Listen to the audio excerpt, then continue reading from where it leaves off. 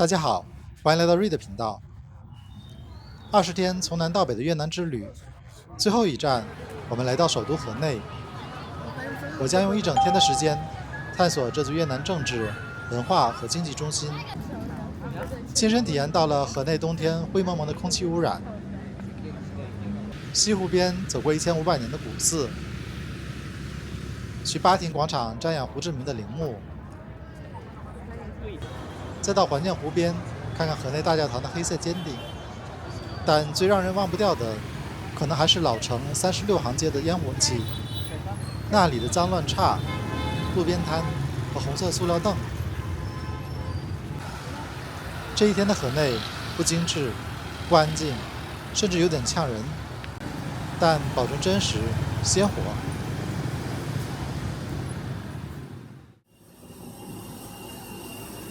因为夜晚到达河内的飞机很晚，离开的航班又在一大早，于是就选择住在机场附近。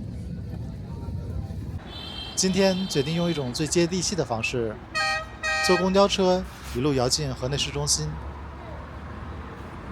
许多年轻人在等车，可能都是坐着这班公交到河内市区上班的打工人。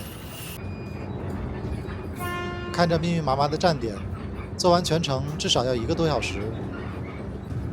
2万越南盾一张的车票，在越南来说不算便宜。从农田、别墅区慢慢变成密密麻麻的民居，最后是扑面而来的摩托车洪流。闻到空气里那股汽油味儿和尘土味儿的时候，就知道河内市区到了。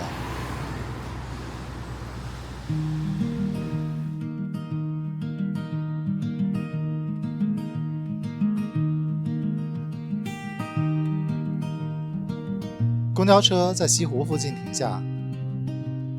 西湖是河内最大的天然淡水湖，和市中心小巧的环建湖不同，西湖开阔安静，更像是本地人的后花园。虽然冬天的雾霾让远处的现代化高楼变得若隐若现，但这种朦胧的感觉反而给西湖增添了几分古典水墨画的诗意。古时候，这里曾是越南历代皇帝和达官显贵们修筑离宫、别墅的避暑胜地。很多人对越南的印象是蓝天白云、热带风光，但如果你冬天来河内，可能会失望。河内属于副热带季风气候，冬天由于气压低、风力小，加上城市里那堪称天文数字的摩托车大军排放的尾气，导致污染物极难扩散，空气质量指数经常轻轻松松就爆表。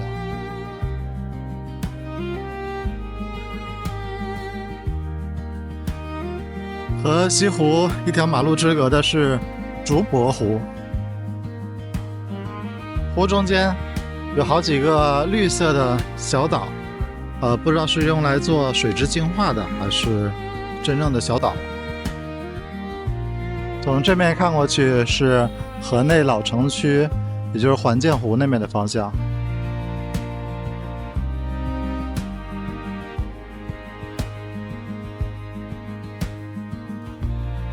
越南最近刚开完很重要的大会，所以这个路边到处都插的是红旗。欢迎按赞、订阅、分享、热推，并开启小铃铛，您的肯定是我创作的最大动力。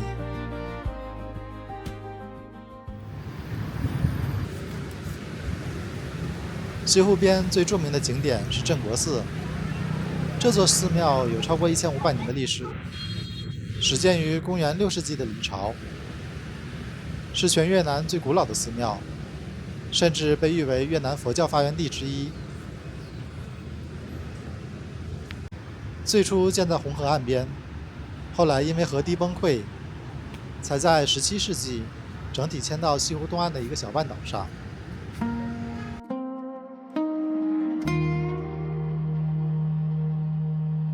寺庙里最显眼的是那座6角红塔，高15米，共11层，每层都供奉着佛像，塔深红色，在蓝天和湖水的映衬下，应该非常上镜。可惜今天天公不作美。据说寺里还有一棵菩提树，是从印度释迦牟尼成道的菩提树上剪枝移植过来的。镇国寺中午休息，可惜来的不是时候，吃了闭门羹。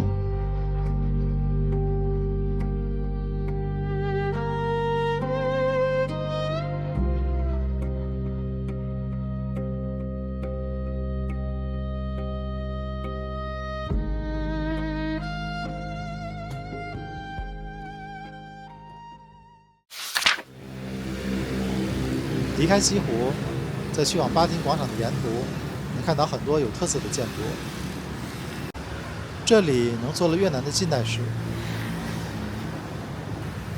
最初是法国殖民政府在20世纪初为殖民统治而建的花园和官邸区。如今，这些建筑大多成为越南党、政、军核心机构的办公地，包括各种政府机构。各国驻越南使馆都在这里。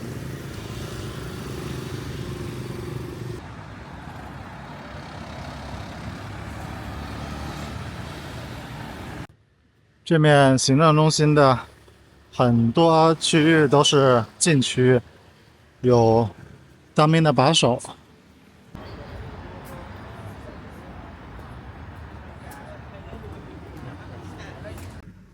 这一片巨大的空旷区域，就是越南最政治中心，类似于北京的天安门。广场叫做巴亭广场，然后远处的那一块方形的建筑，就是胡志明主席陵。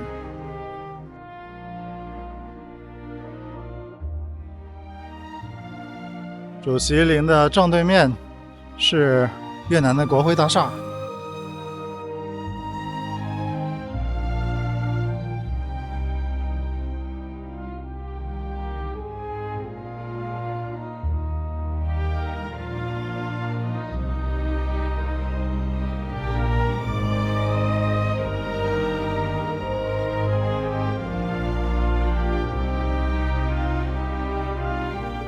这里是所有来河内游客必打卡点。进入广场需要排队安检，不过速度很快，不需要排太久。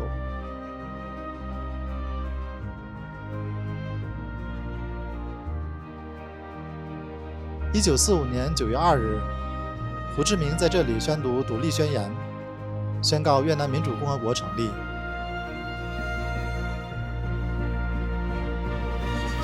广场可以容纳数十万人集会。名字巴亭来自于越南清化省的一个起义地点。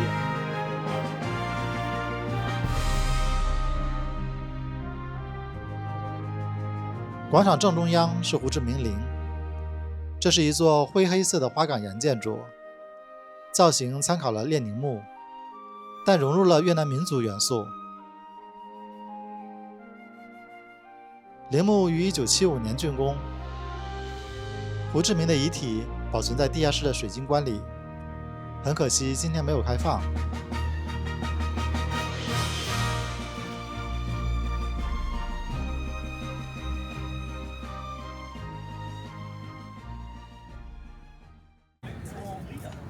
从陵墓出来，走几分钟就到了独柱寺。它的全名是延佑寺，建于1049年的李朝。传说李太宗梦见观音菩萨坐在莲花上，抱着一个男婴送给他。醒来后，皇帝在池塘中央建了一座木结构寺庙，用一根直径1.25米、高4米的石柱支撑，象征莲花伸出水面的茎。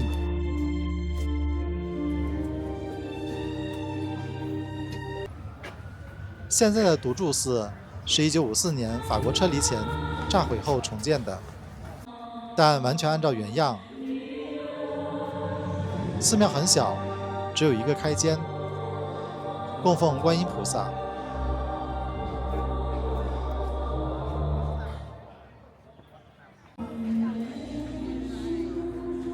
游客需要从台阶走上去，一次只能进几个人。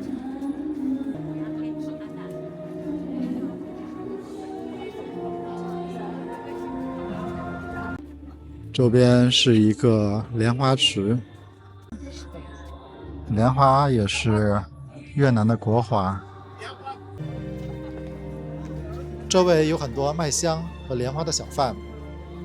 虽然参观只需要5分钟，但它是河内最独特、最上镜的古建筑之一。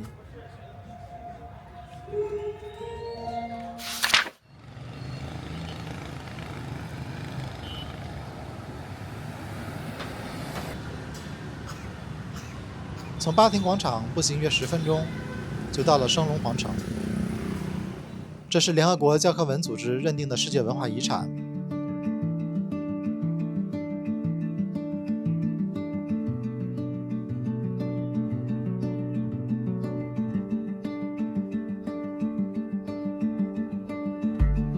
从11世纪李朝开始，这里就作为首都升龙城的核心，历经陈朝、后黎朝、末朝，直到19世纪阮朝迁都顺化。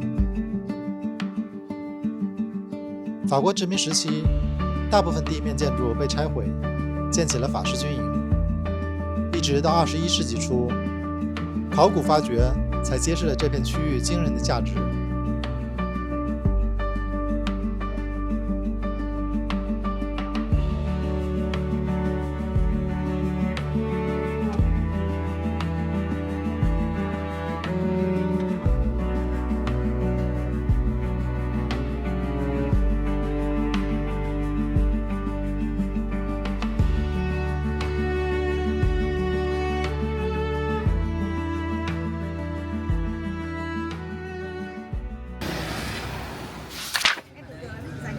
离开严肃的历史遗迹，我们开始向热闹的老城区进发。当穿过几条满是摩托车的小巷后，眼前豁然开朗。这座极具视觉冲击力的建筑就挡在我们面前。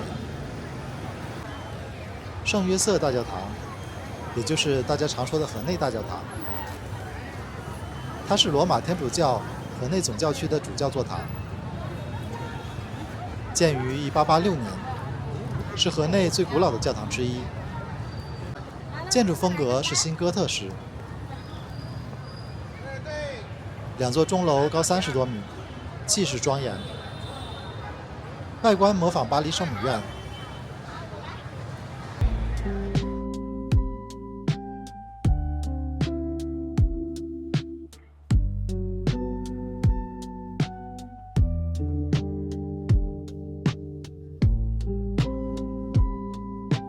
最有特色的是它的石材颜色，不是浅灰色，而是烟熏火燎后的深灰黑色。但恰恰是这种黑白斑驳的沧桑感，让它在繁华的闹市中显得格外迷人，甚至带有一种神秘的中世纪美感。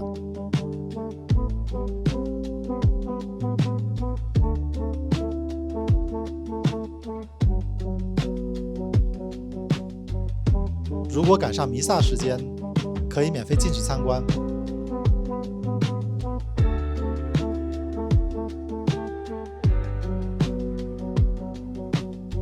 内部是典型的哥特式交叉拱顶，彩色玻璃窗上描绘着圣经故事。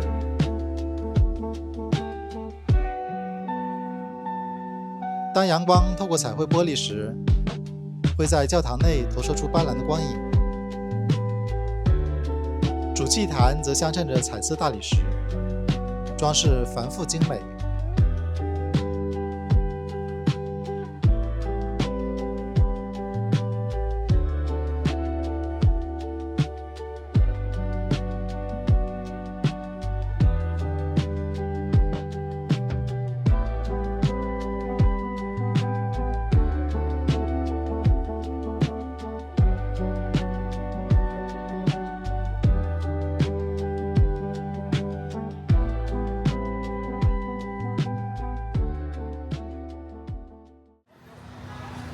教堂前的广场上总是坐满了年轻人和游客。其所在的街区充满了法式风情，整条街都是咖啡馆、文创店和越南丝绸店。点一杯地道的越南滴漏咖啡或者淡咖啡，坐在路边看着教堂发呆，这感觉真的很地道。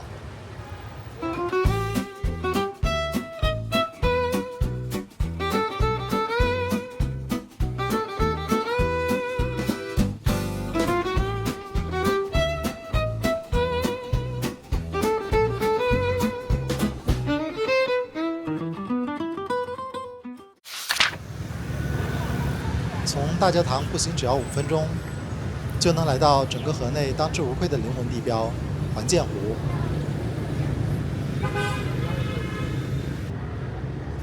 关于这个湖，越南有一个家喻户晓的传说。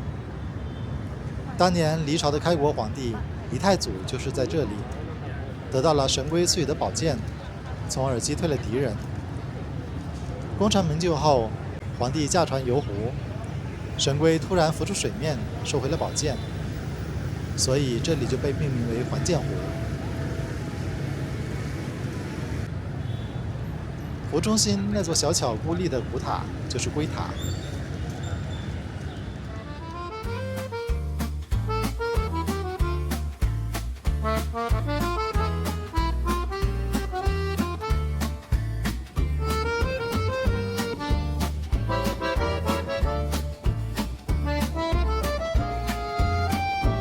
而湖的北岸，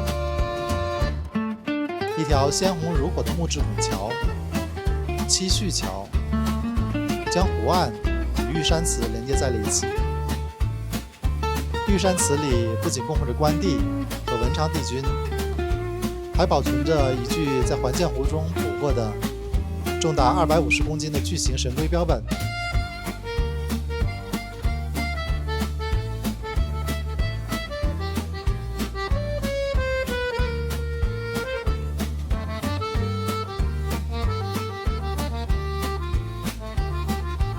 坐在湖边的长椅上，看着四周散步的本地老人和谈恋爱的小情侣，你真的能感受到环建湖就是河内人生活里不可分割的一部分。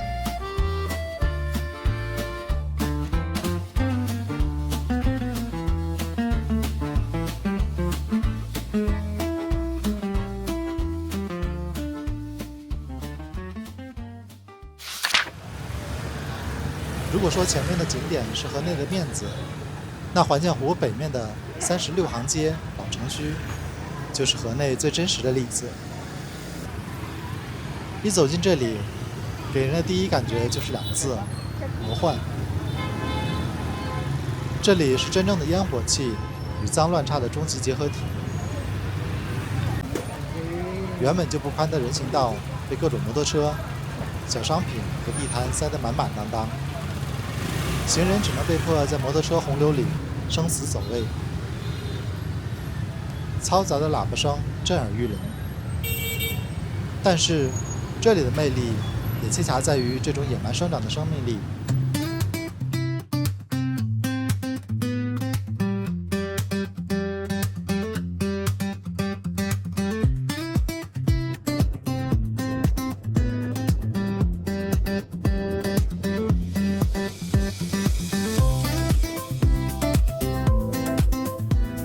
每一条街都保留着古代手工作坊的分类，卖鞋的、卖药的、卖竹竿的，井然有序。更夸张的是那些路边摊，不管是本地人还是欧美的背包客，大家不分彼此，全都挤在只有10几厘米高的塑料小板凳上。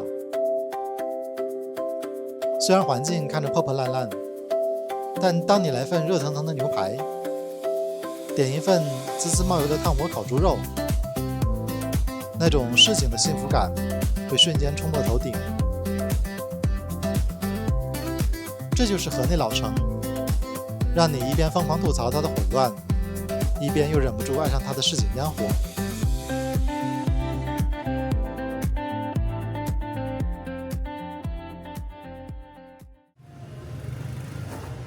河内不是一座让人一见钟情的城市，但旅行不是寻找完美，而是感受真实。随着河内一日游的告一段落，我们整个越南系列影片到这里也就全部结束了。从南部的胡志明市一路向北，坐过彻夜不眠的卧铺大巴，看过惠安古镇的满城灯火，最终在河内这片交织着雾霾、历史、法式浪漫与市井混乱的土地上画下了句点。越南真的是一个矛盾却又极具生命力的地方。